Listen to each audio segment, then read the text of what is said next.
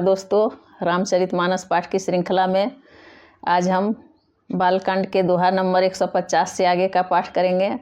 रामचरितमानस को प्रणाम, राजा रामचंद्र जी को प्रणाम और वीर हनुमान जी को प्रणाम। हनुमान जी आकर विराजें और पाठ श्रवण करें।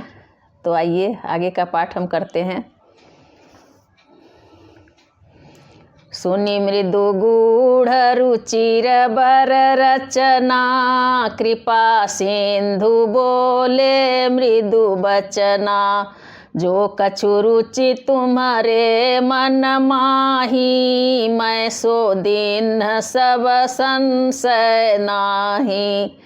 रानी की कोमल गूढ़ और मनोहर श्रेष्ठ वाक्य रचना सुनकर कृपा के समुद्र भगवान कोमल वचन बोले, तुम्हारे मन में जो कुछ इच्छा है वह सब मैंने तुमको दिया, इसमें कोई संदेह न समझना। मातु विवेक अलौकिक तोरे, कबहु न मिटहि अनुग्रह मोरे। बंदी चरण मनु कहे बहोरी, अवर एक बिनती प्रभु मोरी। हे माता, मेरी कृपा से तुम्हारा अलौकिक ज्ञान कभी नष्ट न होगा। तब मनु ने भगवान के चरणों की वंदना करके फिर कहा, हे प्रभु, मेरी एक विनती और है। सुत विषयिक तव पद रति हो, मोहि बड़ मूढ़ कह किन को। मनि बिनु फनि जिमि जल बिनु मीना, मम जीवन तिमि तुम्हि अधीना। आपके चरणों में मेरी वैसी ही प्रीति हो जैसी पुत्र के लिए पिता की होती है, चाहे मुझे कोई बड़ा भारी मूर्ख ही क्यों न कहे। जैसे मणि के बिना सांप और जल के बिना मछली नहीं रह सकती, वैसे ही मेरा जीवन आपके अधीन रहे, आपके बिना न रह सके। असबरु मागी चरण गहि रहेऊ, एवमस्तु करुणा निधि कहेऊ। अब तुम मम अनुशासन मानी, बसहु जाई सुरपति रजधानी। अब तुम मम अनुशासन मानी, बसहु जाई सुरपति रजधानी। ऐसा वर मांगकर राजा भगवान के चरण पकड़े रह गए। तब दया के निधान भगवान ने कहा, ऐसा ही हो। अब तुम मेरी आज्ञा मानकर देवराज इंद्र की राजधानी अमरावती में जाकर वास करो। तह करी भोग विशाल तात गए कछुकाल पुनि, होई हूँ अवध भुआल तब मैं होब तुम्हार सुत। हे तात, वहाँ स्वर्ग के बहुत से भोग भोग कर कुछ काल बीत जाने पर तुम अवध के राजा होगे, तब मैं तुम्हारा पुत्र होऊंगा। इच्छामय नर बेस संवारे, होई हूँ प्रगट निकेत तुम्हारे। अनशन सहित देह धरिताता, करी हूँ चरित भगत सुखदाता।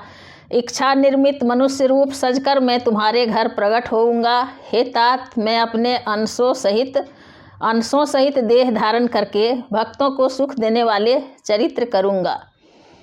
जे सुनि सादर नर बड़ भागी, भवतरि हाहि ममता मद त्यागी।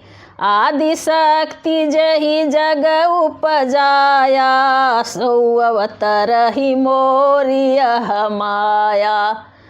जिन चरित्रों को बड़े भाग्यशाली मनुष्य आदर सहित सुनकर ममता और मद त्याग कर भवसागर से तर जाएंगे।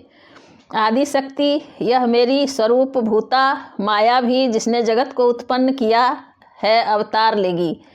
पुरा उब मैं अभिलाष तुम्हारा, सत्य सत्यपन सत्य हमारा। पुनि पुनि यस कही कृपा निधाना, अंतर्धान भये भगवाना। इस प्रकार मैं तुम्हारी अभिलाषा पूरी करूँगा। मेरा प्रण सत्य है, सत्य है, सत्य है। कृपा निधान भगवान बार बार ऐसा कहकर अंतर्धान हो गए। दंपति उरधरि भगत कृपाला, तहि आश्रम निवसे कछु काला। समय पाई तनु तजियन आशा, जाई किन्ह अमरावती बासा। वे स्त्री पुरुष राजा रानी भक्तों पर कृपा करने वाले भगवान को हृदय में धारण करके कुछ काल तक उस आश्रम में रहे। फिर उन्होंने समय पाकर सहज ही बिना किसी कष्ट के शरीर छोड़कर अमरावती इंद्र की पुरी में जाकर वास किया। यह इतिहास पुनीत यति, उमहि कही वृषकेतु। भरद्वाज सुनु अपर पुनि, राम जन्म कर हेतु। याज्ञवल्क्य जी कहते हैं, हे भरद्वाज, इस अत्यंत पवित्र इतिहास को शिवजी ने पार्वती से कहा था। अब श्री राम के अवतार लेने का दूसरा कारण सुनो। सुनु मुनि कथा पुनीत पुरानी, जो गिरिजा प्रति शंभु बखानी। विश्व विदित एक कय देशु, सत्य के तु तहाँ बसई नरेशु। हे मुनि, वह पवित्र और प्राचीन कथा सुनो जो शिवजी ने पार्वती से कही थी। संसार में प्रसिद्ध एक केकय देश है, वहाँ सत्यकेतु नाम का राजा रहता राज्य करता था। धर्म धुरंधर नीति निधाना, तेज प्रतापशील बलवाना। तेहि के भय जुगल सुत बीरा, सब गुण धाम महारन धीरा। वह धर्म की धुरी को धारण करने वाला, नीति की खान, तेजस्वी, प्रतापी, सुशील और बलवान था। उसके 2 वीर पुत्र हुए जो सब गुणों के भंडार और बड़े ही रणधीर थे। राजधनी जो जेठ सुत आही, नाम प्रताप भानु असताही। अपर सुत ही अरिमर्दन नामा, भुजबलय अतुलय चल संग्रामा। राज्य का उत्तराधिकारी जो बड़ा लड़का था उसका नाम प्रताप भानु था। दूसरे पुत्र का नाम अरिमर्दन था, जिसकी भुजाओं में अपार बल था और युद्ध में पर्वत के समान अटल रहता था। भाई ही परम समीति, सकल दोष छल बरजित प्रीति।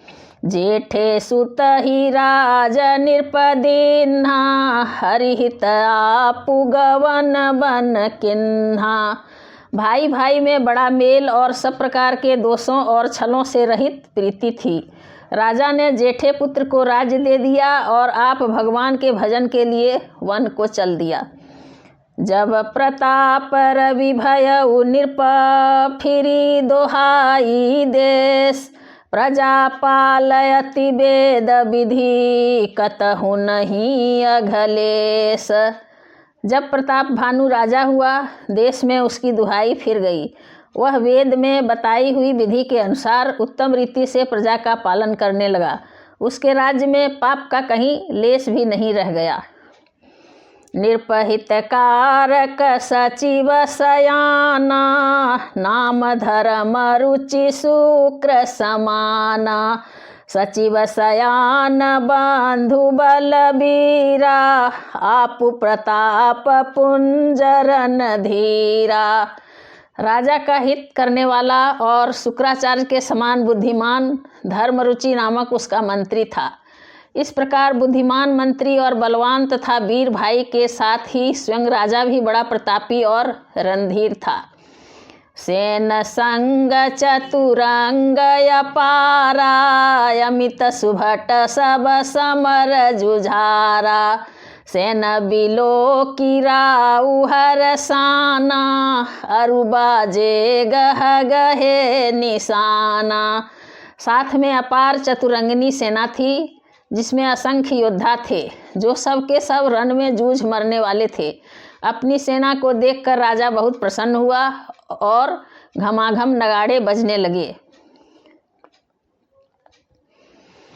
विजय हेतु कटकई बनाई, सुदिन साधि नृप चले बजाई।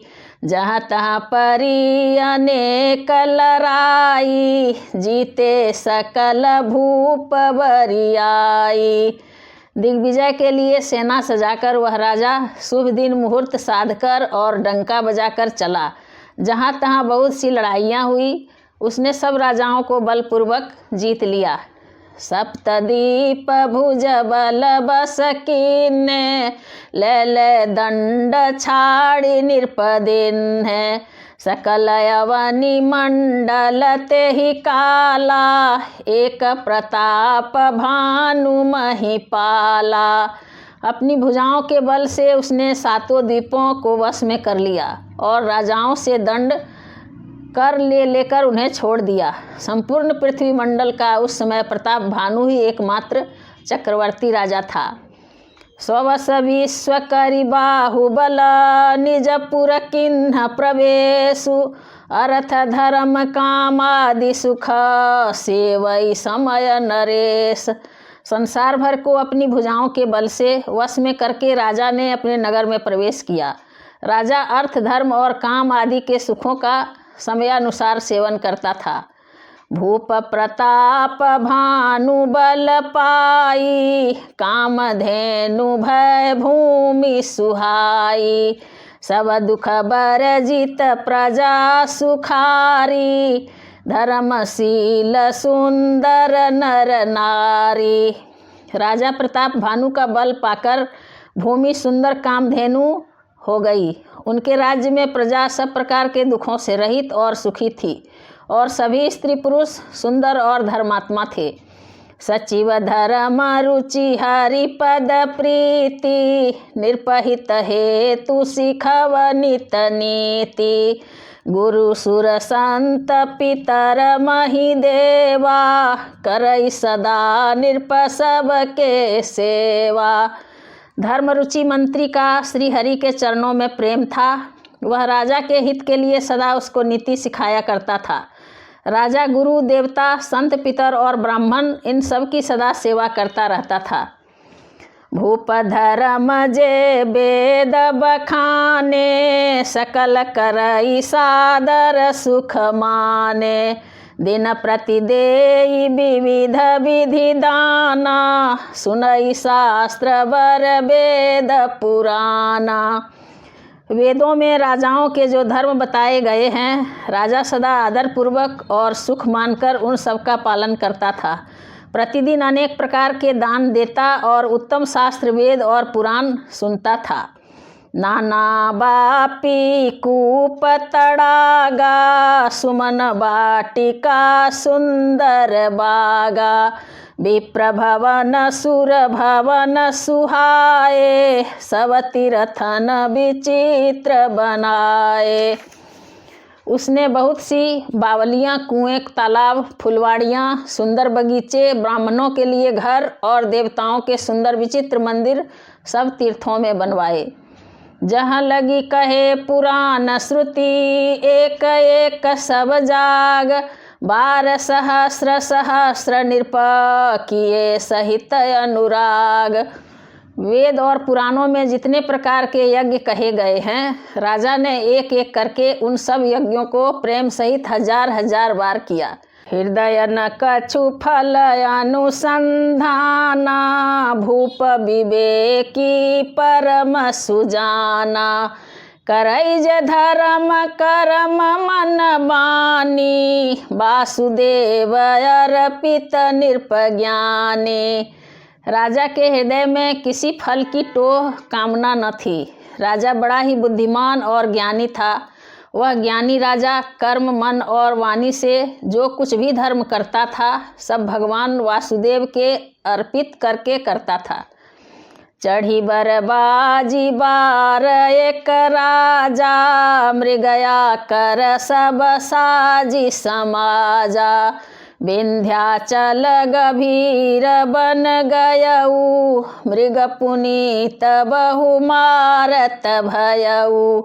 एक बार वह राजा एक अच्छे घोड़े पर सवार होकर शिकार का सब सामान सजाकर विंध्याचल के घने जंगल में गया और वहाँ उसने बहुत से उत्तम उत्तम हिरण मारे। फिरत विपिन निरपदी खबराहु, जनु बन दूरे उससी ग्रसिराहु। बड़ विधु नहीं समात मुख माही, मनहु क्रोध बस उगिलत नाही। राजा ने वन में फिरते हुए एक सूअर को देखा।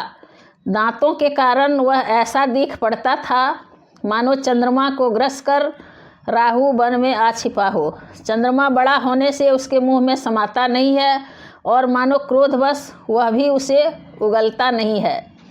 कोल कराल दसन छवि गाई, तनु विशाल पीवर अधिकाई।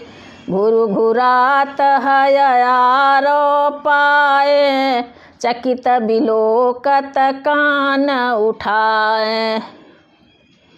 यह तो सूअर के भयानक दांतों की शोभा कही गई। इधर उसका शरीर भी बहुत विशाल और मोटा था। घोड़े की आहट पाकर वह घुरघुराता हुआ कान उठाए चौकन्ना होकर देख रहा था। नील महीधर शिखर समा, देखी विशालु बराहु। चपरी चले उहय सटुकी नृप, हाँ कि न होई निबाहु। नील पर्वत के शिखर के समान विशाल उस सूअर को देखकर राजा घोड़े को चाबुक लगाकर तेजी से चला और उसने सूअर को ललकारा कि अब तेरा बचाव नहीं हो सकता।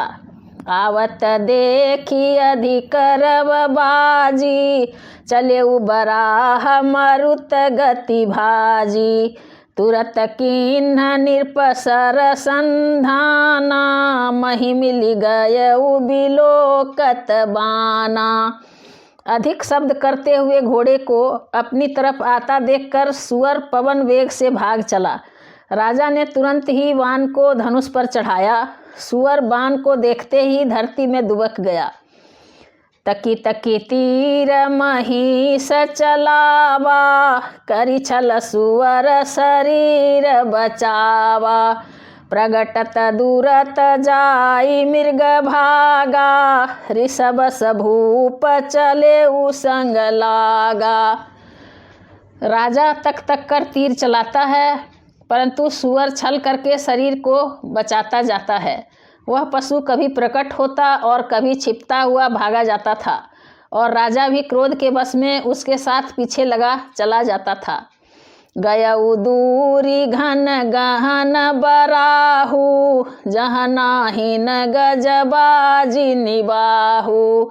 अति अकेल बन विपुल कलेसु, तदपि न मृग मगत जई नरेसु। सूअर बहुत दूर ऐसे घने जंगल में चला गया जहाँ हाथी घोड़े का निवाह नहीं था। राजा बिल्कुल अकेला था और वन में क्लेश भी बहुत था। फिर भी राजा ने उस पशु का पीछा नहीं छोड़ा। कोल बिलो की भूप बड़ धीरा, भागी पैठ गिरी गुहा गभीरा। अगम देखी निरपयति पछताई, फिरे महाबन परे भुलाई। राजा को बड़ा धैर्यवान देखकर सूअर भागकर पहाड़ की एक गहरी गुफा में जा घुसा। उसमें जाना कठिन देखकर राजा को बहुत पछताकर लौटना पड़ा, पर उस घोर वन में वह रास्ता भूल गया। खेद खिन्न क्षुधित तृषित राजा बाजी समेत, खोजत व्याकुल सरित सर, जल बिनु भयउ अचेत। बहुत परिश्रम करने से थका हुआ और घोड़े समेत भूख प्यास से व्याकुल राजा नदी तालाब खोजता खोजता पानी बिना बेहाल हो गया। फिरत विपिन आश्रम एक देखा, तहाँ बस निरपति कपट मुनि बेसा। जासु देश निरपलीन छड़ाई, समर सेन तजी गय उपराई। वन में फिरते फिरते उसने एक आश्रम देखा। वहाँ कपट से मुनि का वेश बनाए एक राजा रहता था, जिसका देश राजा प्रताप भानु ने छीन लिया था और जो सेना को छोड़कर युद्ध से भाग गया था। समय प्रताप भानु कर जानी, आपन अति समय अनुमानी। गयौ न गृह मन बहुत गलानी, मिला न राज ही निर्भय अभिमानी। प्रताप भानु का समय अच्छे दिन जानकर और अपना कुसमय अनुमान कर उसके मन में बड़ी ग्लानि हुई। इससे वह न तो घर गया और न अभिमानी होने के कारण राजा प्रताप भानु से ही मिला। रिसौर मारी रंक जिमि राजा, विपिन बसई तापस कै साजा। तासु समीप गवन नृपकिन्हा, यह प्रताप रवि ते स्तव चिन्हा। दरिद्र की भांति मन ही में क्रोध को मारकर वह राजा तपस्वी के वेश में वन में रहता था। राजा प्रताप भानु उसी के पास गया। उसने तुरंत पहचान लिया कि यह प्रताप भानु है। राउ त्रिसित नहीं सो पहिचाना, देखी सुबेश महामुनि जाना। उतरी तुरगते किन्न प्रणामा, परम चतुर न कहे निज नामा। राजा प्यासा होने के कारण व्याकुलता में उसे पहचान न सका। सुंदर वेश देखकर राजा ने उसे महामुनि समझा और घोड़े से उतरकर उसे प्रणाम किया, परंतु बड़ा चतुर होने के कारण राजा ने उसे अपना नाम नहीं बतलाया। भूपति त्रिसित बिलोकित ही, सरबरुदिन्ह देखाय। मज्जन पान समेत हय, किन्ह नृपति हरसाय। राजा को प्यासा देखकर उसने सरोवर दिखला दिया। हर्षित होकर राजा ने घोड़े सहित उसमें स्नान और जलपान किया। गए श्रम सकल सुखी निर्भयऊ, निज आश्रम तापस ले गयऊ। आसन दीन अस्तर बिजानी, पुनि तापस बोले मृदुबानी। सारी थकावट मिट गई, राजा सुखी हो गया। तब तपस्वी उसे अपने आश्रम में ले गया और सूर्यास्त का समय जानकर उसने राजा को बैठने के लिए आसन दिया। फिर वह तपस्वी कोमल वाणी से बोला, को तुम कस बन फिरहु अकेले, सुंदर जुबा जीव पर हेले। चक्रवर्ती के लक्षण तोरे, देखत दया लागी अति मोरे। तुम कौन हो? सुंदर युवक होकर जीवन की परवाह न करके वन में अकेले क्यों फिर रहे हो? तुम्हारे चक्रवर्ती राजा के से लक्षण देखकर मुझे बड़ी दया आती है। नाम प्रताप भानु अवनीसा, तासु सचिव मैं सुनहु मुनीसा। फिरत यहे रे परे भुलाई, बड़े भाग देखे उपद आई। राजा ने कहा, हे मुनीश्वर सुनिए, प्रताप भानु नाम का एक राजा है, मैं उसका मंत्री हूँ। शिकार के लिए फिरते हुए राह भूल गया हूँ। बड़े भाग्य से यहाँ आकर मैंने आपके चरणों के दर्शन पाए हैं।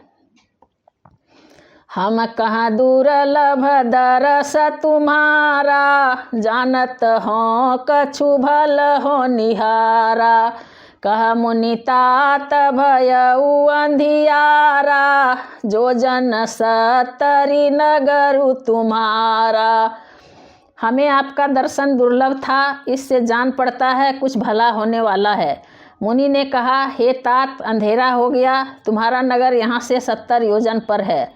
निशा घोर गंभीर बना, पंथन सुनहु सुजान।